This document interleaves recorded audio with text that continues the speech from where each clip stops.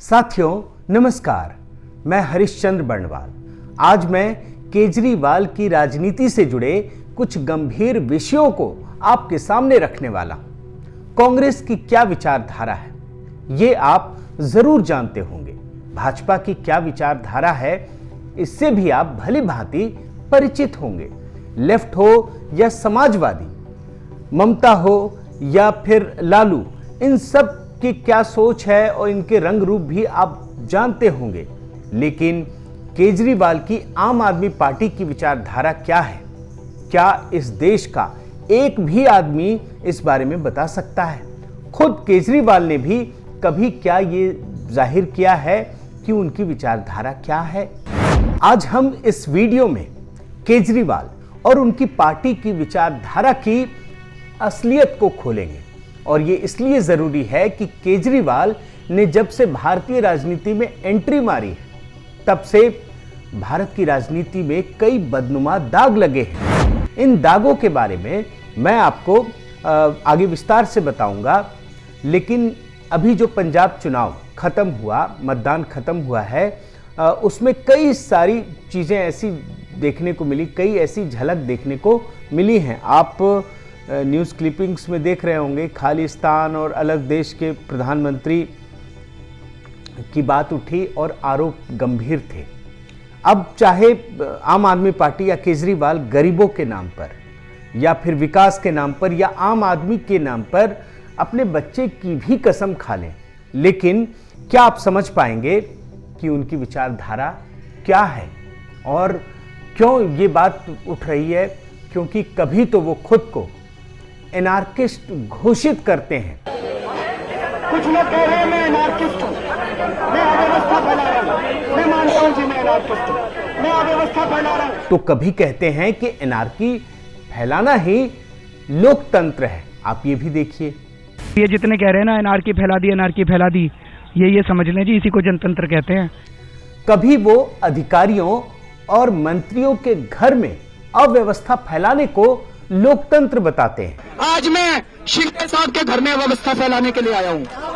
आज मैं police commissioner के घर में व्यवस्था फैलाने के लिए आया हूं।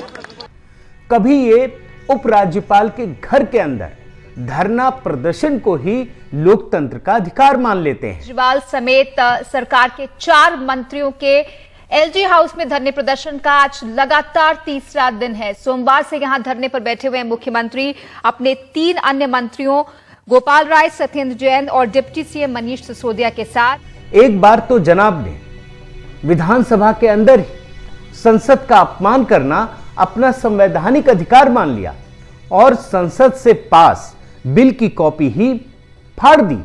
कृषि कानून की कॉपी दिल्ली के मुख्यमंत्री अरविंद केजरीवाल ने विधानसभा के भीतर फाड़ी है। और हां, खुद मुख्यमंत्री होते दिल्ली पुलिस को गाली देना अपनी संवैधानिक शक्ति समझ लिया। दिल्ली पुलिस का अगर कोई ठुल्ला जो मुख्यमंत्री होकर दिल्ली पुलिस को ठुल्ला कहेगा वो भला अपने आप को क्या कह सकता है? हम गधे। अब देश के प्रधानमंत्री से बात करने का इनका अंदाज भी देख लीजिए। मैं आपको बता दूं मोदी जी,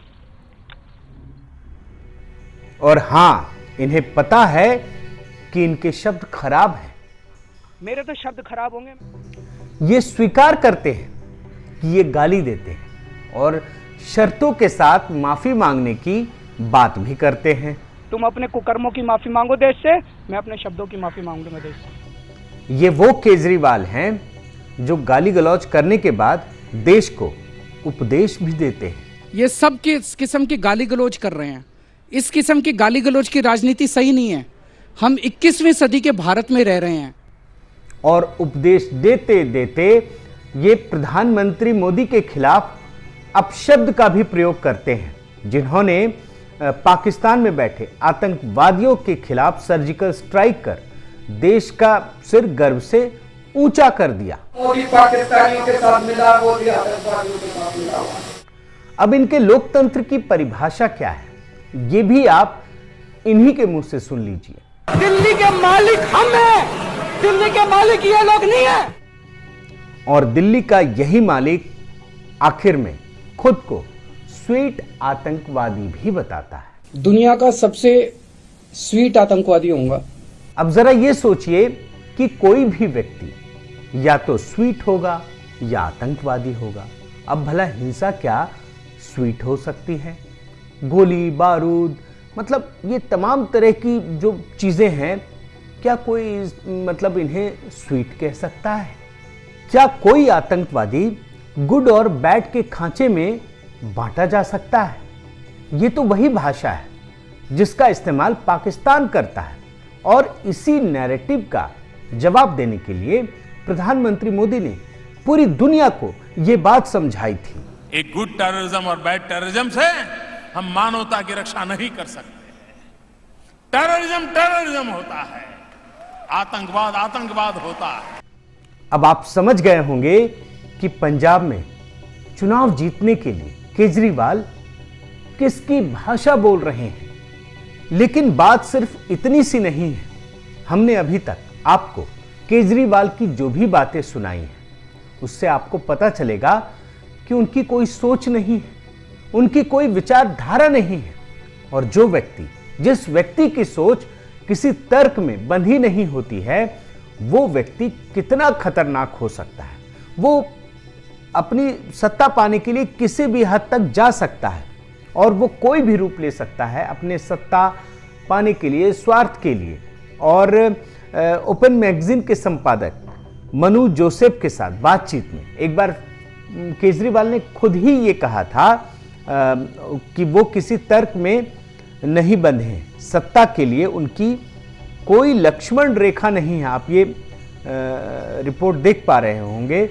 और जो केजरीवाल ने बताया वही बाद में इस देश के पॉलिटिकल पंडितों ने भी माना। आप ये रिपोर्ट देखिए। अब सवाल है कि जिस आदमी की कोई विचारधारा ही नहीं है, कोई सोच ही नहीं है, वो तो किसी आतंकवादी के घर में भी रुक सकता है। आप देखिए, मतलब नक्सलियों और आतंकियों के साथ रहने की बात उठी थी, काम कर सकता। आप ये रिपोर्ट 2017 की है, उस समय भी पंजाब चुनाव चल रहा था और ये मुद्दा उठा था। और यही नहीं, नक्सलियों के वैचारिक समर्थकों से भी इनका खासा एक रिश्ता रहता है जो चुनाव के समय मुखर हो उठता है। आप ये भी रिपोर्ट देखिए, इससे भी आपको बहुत सारी चीजें पता चल जाएंगी। अब समझ लीजिए कि जिस व्यक्ति की कोई विचारधारा नहीं, उसने भारतीय लोकतंत्र को कितना गहरा आघात पहुंचाया होगा। अब हम भारतीय लोकतंत्र के उन बदनुमा दागों के बारे में आपको बताएंगे जिसका श्रेय केजरीवाल को जाता है।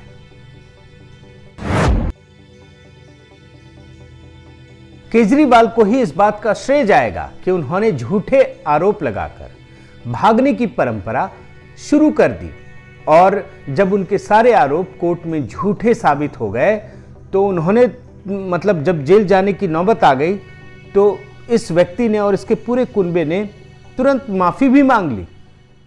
मफलर मैन नाम से मशहूर केजरीवाल इन दिनों माफी मैन बनकर माफीनामे की चिट्ठियां भेज रहे हैं। ताजा माफी केंद्रीय मंत्री नितिन गडकरी और कांग्रेस नेता कपिल सिब्बल के परिवार से मांगी है। अकाली नेता मजीठिया से माफी वो पहले ही मांग चुके हैं। वित्त मंत्री अरुण जेटली से इस बार माफी मांगी है अरविंद केजरीवाल ने, और अकेले नहीं, इस बार अरविंद केजरीवाल ने साथियों समेत अरुण जेटली से माफी मांगी है। केजरीवाल को ही इस बात का श्रेय जाएगा कि उन्होंने भारतीय लोकतंत्र में संवाद को पूरी तरह से खत्म कर दिया।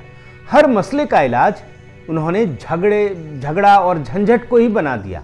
आप ध्यान रखिए कि जिस अन्ना हजारे के साथ उन्होंने आंदोलन खड़ा किया अपनी राजनीतिक महत्वाकांक्षा के लिए, उन्होंने अन्ना से ही झगड़ा कर लिया। और याद रखिए कि आज तक उनसे कभी कोई संवाद उन्होंने नहीं किया। आप इससे जुड़ी रिपोर्ट भी देख सकते हैं। और जिन लोगों के साथ मिलकर आम आदमी पार्टी बनाई, वो चाहे शांति भूषण हो, प्रशांत भूषण हो, योगेंद्र यादव हो, मयंक गांधी हो, इनके साथ कभी कोई जुड़ाव हुआ ही नहीं। और जिस किरण बेदी के साथ वो अन्ना के आंदोलन में झंडा बुलंद कर रहे थे, उनसे भी रिश्ते खराब हो गए, उनसे कभी कोई संवाद नहीं हुआ। जिस कुमार विश्वास के साथ मिलकर उन्होंने आम आदमी पार्टी की शुरुआत की और ये अन्ना आंदोलन से चल रहा था, उनसे भी रिश्ते कितने खराब हो गए आप इस चुनाव में देख सकते हैं। और ये पिछले कई वर्षों से चला आ रहा है और संवाद की स्थिति खत्म हो गई है। मतलब आपको मैं जो बताना चाह रहा हूं कि मतलब उनकी राजनीति का तरीका ही यही है, संवाद नहीं, सिर्फ विवाद, झगड़ा झंझट। और इन्हीं झगड़ा झंझटों की वजह से उनके साथी उन्हें तानाशाह कहते हैं। कई लोगों ने कहा, आप देखिए, आप इस रिपोर्ट में ये चीजें देख सकते हैं। अरविंद केजरीवाल को इस बात का भी श्रेय जाएगा कि उन्होंने भारतीय राजनीति में एक नए लेवल का झूठ बोलने की शुरुआत की। ये वो शख्स हैं जिन्होंने अपने बच्चे की झूठी कसम खाकर ये कहा था कि सत्ता के लिए वो कांग्रेस का सपोर्ट नहीं लेंगे। आप पहले उनका ये बयान सुनिए। और बच्चों की कसम है, ना बीजेपी से गठबंधन करेंगे ना कांग्रेस से गठबंधन। लेकिन ये वो आदमी है जिसने ना केवल सपोर्ट लिया बल्कि आगे बढ़कर कांग्रेस की दुम पकड़ने के लिए ये व्यक्ति लालायित रहा। आप ये भी देख लीजिए। आज अगर कांग्रेस का गठबंधन हो जाए, बीजेपी 7 सीटें हार जाएगी। हारेगी कि नहीं हारेगी? जमानत जब्त हो जाएगी। दोस्तों, उनको मना के थक गए। मुझे नहीं समझ आता कि उनके मन में क्या है। केजरीवाल को ही इस बात का श्रेय जाएगा कि इन्होंने फर्जी ओपिनियन पोल के जरिए अपनी इच्छाओं को जनता पर और बाकी नेताओं पर थोपना शुरू कर दिया। आप देखिए कि ये लगातार, मतलब शुरू से इनकी राजनीति का ये हिस्सा रहा है कि ये ओपिनियन पोल करते हैं। मतलब किसी से समर्थन लेना हो, कोई फैसला करना हो, जबकि ये मन में खुद सोच चुके होते हैं, लेकिन ये ओपिनियन पोल का एक सहारा लेते हैं और ये फर्जी होता है। और आप देखिए कि अभी हाल ही में इन्होंने पंजाब चुनाव में भी यही तरीका आजमाया है। आप रिपोर्ट देख पा रहे होंगे। फोन पोल किया गया और भगवंत मान को बनाया गया, लेकिन विपक्षियों ने जाहिर तौर पे, उन्हें पता है तो उन्होंने आरोप मढ़ दिया कि ये फोन इन पोल तो फर्जी है। सारे विपक्षी दलों ने कहा है।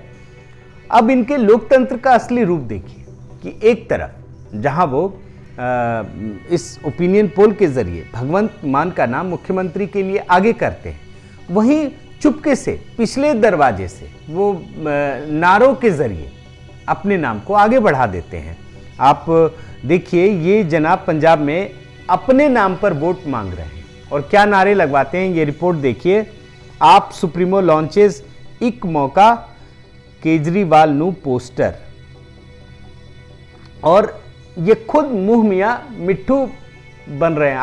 आपको मैं इनका एक ट्वीट दिखाता हूं। इसमें इन्होंने वीडियो ट्वीट किया है और अपने ही नाम के नारे चल रहे हैं गाने में और खुद ही झूम रहे हैं। आप ये वीडियो देखिए। देख लियो दिनां विच हुंदे होए कमाल नूं, ओ एक मौका देना आपां केजरीवाल नूं, एक मौका देना आपां केजरीवाल भाई। अब जरा ये सोचिए कि कहीं किसी चूक के कारण अगर इस आदमी को पंजाब की सत्ता में मौका मिल गया तो वो इसी नारे के आधार पर क्या भगवंत मान को हटा नहीं देगा और खुद को ही पंजाब की कुर्सी पर नहीं बिठा देगा? साथियों, जब भी भारत की राजनीति का इतिहास लिखा जाएगा तो इसके चमकते क्षितिज पर जहां कई सितारे, जगमगाते सितारे नजर आएंगे, वहीं कई बदनुमा दाग भी दिखेंगे। और यकीन मानिए कि इन बदनुमा दागों में से अधिकतर का श्रेय अरविंद केजरीवाल को जाएगा। बहुत बहुत धन्यवाद। आपसे गुजारिश है कि आप मेरे इस चैनल को जरूर सब्सक्राइब करें, लाइक करें, शेयर करें, कमेंट करें और इस बेल आइकन को प्रेस करना ना भूलें। नमस्कार।